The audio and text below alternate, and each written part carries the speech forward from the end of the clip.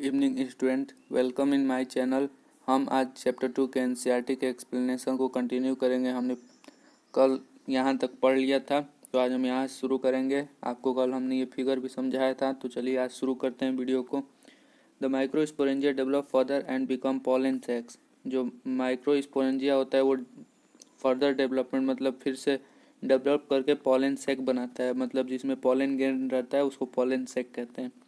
They extended longitudinally or through the length of the anther and are packed with the pollen। और ये पूरा longitudinally मतलब कि ऐसे पूरा longitudinally ये डेवलप कर जाता है लेंथ वाइज, और इसी में एंथर रहता है। Anther are packed with pollen, और जो एंथर रहता है वो मतलब ये जो एंथर है इसी में पूरा पॉलन ग्रेन पैक होता है। तो पॉलन ग्रेन किस में प्रेजेंट होता है? पॉलन सैक में प्रेजेंट होता है। Structure of microsporangia. माइक्रोस्पोरेंजिया का स्ट्रक्चर कैसे होता है?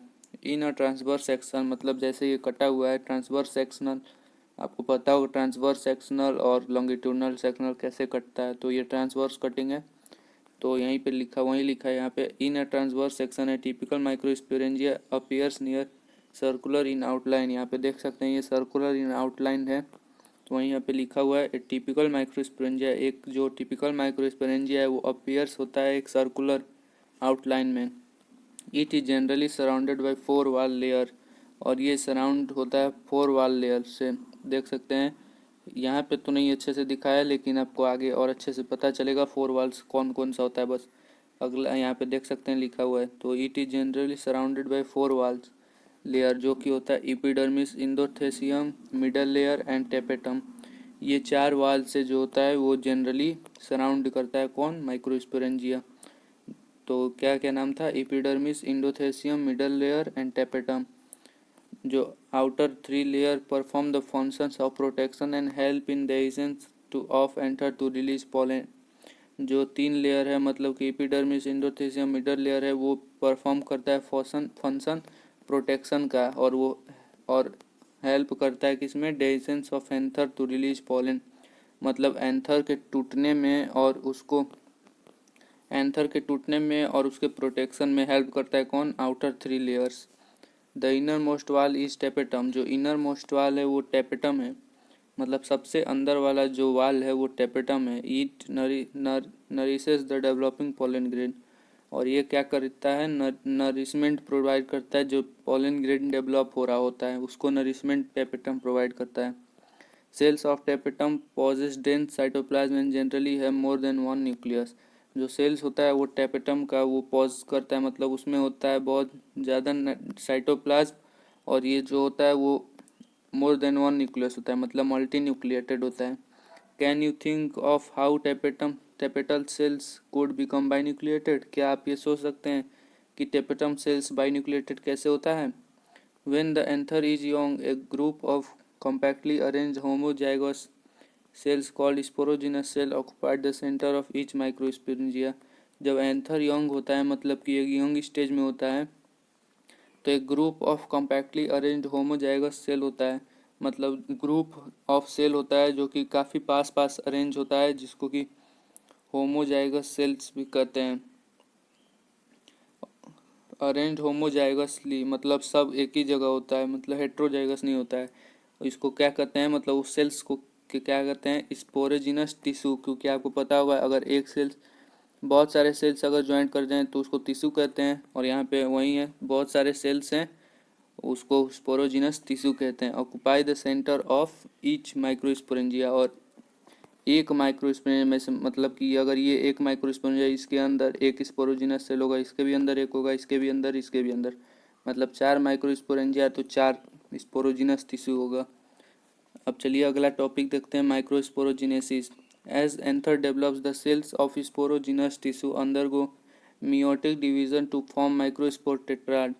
जो एंथर है वो डेवलप करता है, मतलब फर्दर डेवलप करता है, तो उस समय जो सेल्स होता है स्पोरोजिनस टिश्यू का, मतलब ये जो सेल्स था स्पोरोजिनस टिश्यू का, ये मियोटिक डिवीजन में जाता है और वो फॉर्म करता है माइक्रोस्पोर टेट्राड। जो मियोटिक डिवीजन के बाद माइक्रोस्पोर टेट्राड फॉर्म करता है। तो what would be the ploidy of cells of tetrad? तो आपसे पूछा है कि प्लॉइडी क्या होगा टेट्राड का। तो ये क्वेश्चन प्लॉयडी का जो क्वेश्चन है काफ़ी बार मतलब नीट में भी पूछा जाता है और बोर्ड में भी पूछा जाता है। ये क्वेश्चंस प्लॉयडी का आप बहुत ही ध्यान से करिएगा। तो हम बता देते हैं इसका आंसर, जो माइक्रोस्पोर टेट्राड होगा उसका प्लॉयडी एन होता है, जो कि ये माइटोसिस से हो रहा है तो इसलिए ये एन होता है, क्योंकि स्पोरोजिनस टिश्यू का प्लॉयडी जो होता है वो T2N होता है और ये टेट्राड बटना है मतलब 4 पार्ट में बट रहा है। तो आप ऐसे कैलकुलेट कर सकते हैं, 2 से अगर 4 पार्ट में बटना है तो वो अगर मियोटिक हो रहा है तो N ही हो सकता है। यहाँ पे फिगर भी दिया हुआ है कुछ आउटर लेयर का, जैसे कि आप देख सकते हैं ये एपिडर्मिस है।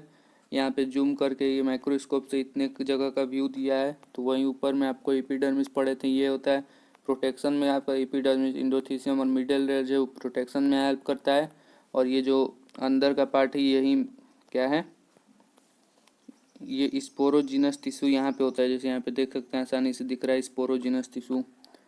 तो यहीं पे डाइजेशन हो जाता है और फिर मतलब यहाँ पे माइक्रोस्पोर टूट जाता है और फिर यहाँ से पॉलन ग्रेन आसानी से बाहर निकल जाता है। ये सब अंदर पॉलन ग्रेन से, और यहाँ जो मतलब जहाँ से पॉलन ग्रेन बाहर निकलता है इसको हम लोग क्या कहते हैं, स्टोमियम कहते हैं। ये बुक में नहीं दिया है, हम ऐसे ही बता दे रहे हैं, कहीं अगर कोई पूछ दे तो आप बता सकें, स्टोमियम कहते हैं। तो चलिए आगे कंटिन्यू करते हैं। As each cells of sporogenous tissue is capable of giving rise to microspore tetrad, जो हर एक सेल होता है स्पोरोजिनस टिश्यू का, वो कैपेबल होता है एक माइक्रोस्पोर टेट्राड फॉर्म करने का। Each one is potential pollen और माइक्रोस्पोर मदर सेल पीएमसी जिसको कहते हैं। हर एक पोटेंशियल पोलन है या फिर माइक्रोस्पोर मदर सेल है। मतलब माइक्रोस्पोर मदर सेल किसको कहेंगे, जो माइक्रोस्पोर को फॉर्म करेगा, उसी को माइक्रोस्पोर मदर सेल कहते हैं। The process of formation of microspore form from a pollen mother cells through meiosis is called microsporogenesis. और फॉर्मेशन ऑफ माइक्रोस्पोर मतलब माइक्रोस्पोर का बनना किससे, पोलन मदर सेल से, मतलब पोलन मदर सेल से या माइक्रोस्पोर मदर सेल से, और किस प्रोसेस से, मियोसिस से, उसको कहते हैं माइक्रोस्पोरोजिनेसिस। मतलब फॉर्मेशन ऑफ माइक्रोस्पोर, माइक्रोस्पोर का बनना पोलन ग्रेन मदर सेल से, पोलन मदर सेल से और मियोसिस के थ्रू, इसी को कहते हैं microsporogenesis. The microspore as they are formed are arrange in cluster of 4 cells. जो माइक्रोस्पोर फॉर्म करता है वो अरेंज हो जाता है और क्लस्टर ऑफ 4 सेल्स बना लेता है, जिसको माइक्रोस्पोर टेट्राड कहते हैं। As the anther mature and dehydrate, the microspore dissociated from each other and develop into pollen grain. जब एंथर मैच्योर करता है और डिहाइड्रेट होता है, मतलब जब उसका वाटर रिड्यूस होता है, तो वो माइक्रोस्पोर जो होता है डिसोसिएट कर जाता है। मतलब जो टेट्राड है वो डिसोसिएट करके एक एक डेवलप करके पॉलन ग्रेन बना लेता है। मतलब चारों 4 पॉलन ग्रेन बना लेगा। तो एक सेल से कितना पॉलन ग्रेन बना, 4। इनसाइड इस microsporangia several thousand of microspore or pollen grain are formed that are released with the dehiscence of anther। और एक माइक्रोस्पोरेंजिया में थाउजेंड्स ऑफ माइक्रोस्पोर होते हैं जो कि फॉर्म होते हैं और वो रिलीज होते हैं उस समय जब डेहिसेंस ऑफ एंथर होता है, मतलब जब एंथर का ब्रेक डाउन होता है। और किस गैप से निकलते हैं, इस गैप को क्या कहते हैं, स्टोमियम। ठीक है, तो चलिए अगला, आज के लिए इतना ही रहने देते हैं, कल से हम शुरू करेंगे पॉलन ग्रेन। अगर आपको हमारा वीडियो पसंद आ रहा है तो आप हमारे चैनल को सब्सक्राइब करिए, लाइक करिए, दोस्तों को भी शेयर करिए। धन्यवाद।